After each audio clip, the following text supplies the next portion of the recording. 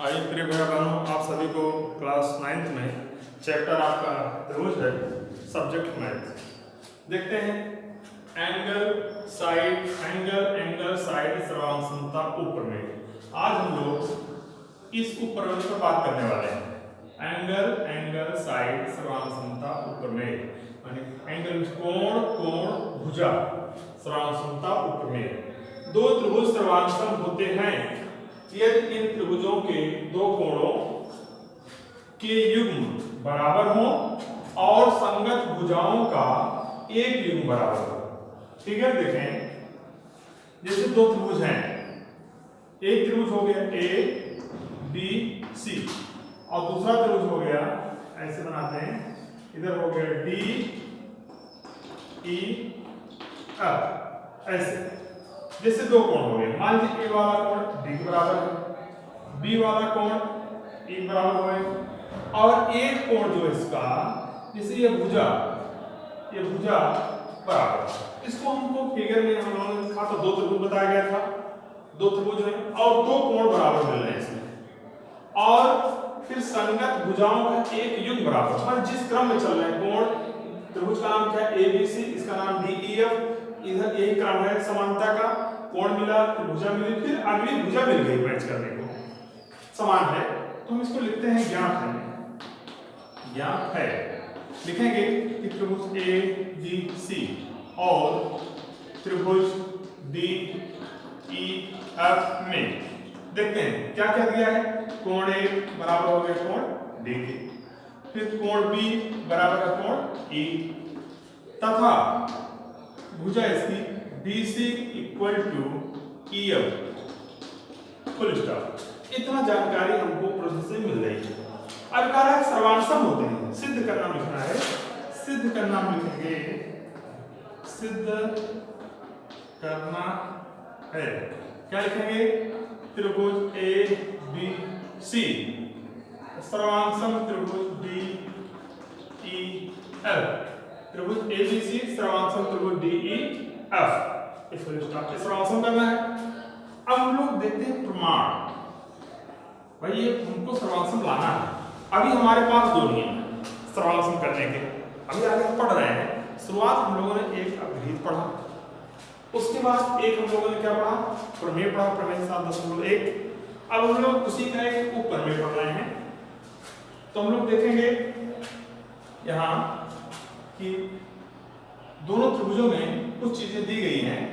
चूंकि त्रिभुज A B C में देखें कोण ए प्लस कोण बी प्लस कोण सी बराबर 180 अंश। भाई कोई त्रिभुज हो उसमें तीनों कोणों का योगफल 180 अंश होता है। तथा ऐसे लेते हैं त्रिभुज डी ई एफ में, यहाँ क्या लिखेंगे, कोण डी प्लस कोण ई प्लस कोण एफ, लिखा आपने, बराबर 180। इस समीकरण 2 हो गया। अब देखिए दो समीकरण आपको मिले हैं, दोनों का दाहिना पक्ष बराबर है तो हम बायां भी बराबर कर सकते हैं। यहाँ लिखेंगे अब समीकरण 1, 2। अब देखिए जब दोनों समीकरणों का दाहिना पक्ष बराबर है, दोनों तरफ 180 है, हम बायां भी बराबर लिख सकते हैं। ऐसे लिखेंगे कोण ए प्लस कोण बी प्लस कोण सी बराबर कोण डी प्लस कोण ई प्लस कोण एफ लिख दिए।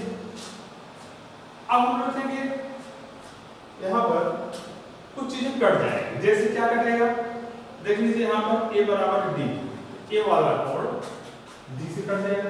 वैसे देखो बी वाला बराबर ई बताया गया है तो कोण बी बराबर हो जाएगा कोण ई से। लेकिन आप क्वेश्चन बताएं चूंकि कोण ए बराबर कोण बी कामा कोण बी बराबर कोण ई कैसे ज्ञात है, कि आपको यहाँ याद दिलाना पड़ेगा कि ये दोनों कोण ज्ञात है, बताए गए थे क्वेश्चन से, हमको मिला था, इस बात हमने कैंसिल कर दिया। इसलिए क्या आ गया, कोण सी बराबर कोण एफ, ये समीकरण नंबर 3 हो गया। ये तीसरा समीकरण आपको मिल गया कि कोण सी बराबर कोण एफ के बारे में जानकारी मिल गई, जो कि हमको दिया नहीं था, हमारी जानकारी में नहीं था कि ये सी वाला एफ के बराबर है यहाँ पर। अब क्या करें, अब दोनों त्रिभुज कौन समान समता शुरू करते हैं। दोनों त्रिभुज कैसे समान सम होंगे? त्रिभुज ए बी सी और त्रिभुज डी ई एफ में देखते हैं ए बी सी में क्या क्या समानता मिल रही है। कोई नियम हमारे पास है, परिचय हम इसी तरह दें, समानता का क्रम इस प्रकार लिखें जिससे कोई नियम बनता हो या हो।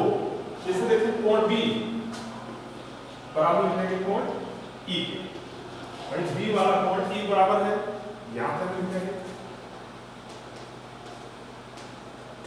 अच्छा BC बराबर EF, ये भी मुझे बताई गई थी, BC बराबर EF ये भी लिखेंगे, ज्ञात है।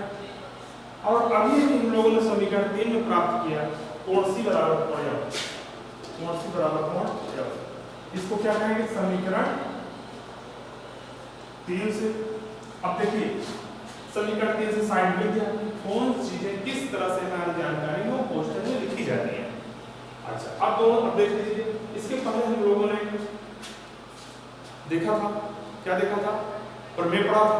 प्रमेय इसके पहले वाला प्रमेय आपने देखा था 7.1, वहां दिखाया गया था कि एक त्रिभुज के दो कोण और उनके अंतर्गत भुजा, दूसरे त्रिभुज के दो कोण उसके अंतर्गत भुजा बराबर हो, दोनों त्रिभुज सर्वांसम होते हैं। देख लीजिए पहले एंगल बराबर दिखाएंगे, फिर बीच भुजा बराबर दिखाएंगे, फिर एंगल बराबर हुआ है एंगल साइड एंगल, इसको लिख देंगे।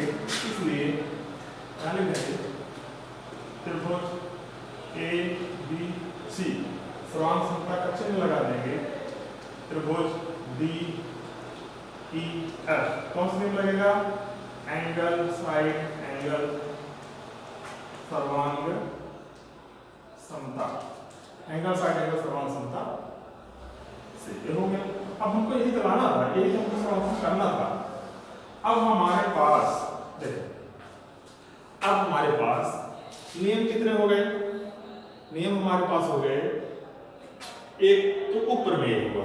अभी शुरू में हम लोगों ने देखा था, एक प्रमेय पढ़ा था कि एक त्रिभुज के दो भुजाएं और उसका अंतर्गत कोण, दूसरे त्रिभुज की दो भुजाएं अंतर्गत कोण बराबर है तो दोनों त्रिभुज समान होते हैं। ये विहित था, विहित 701 यहाँ पर हम लोग। उसके बाद एक प्रमेय हम लोगों ने पढ़ा कि एक त्रिभुज के माने क्या पढ़ा था?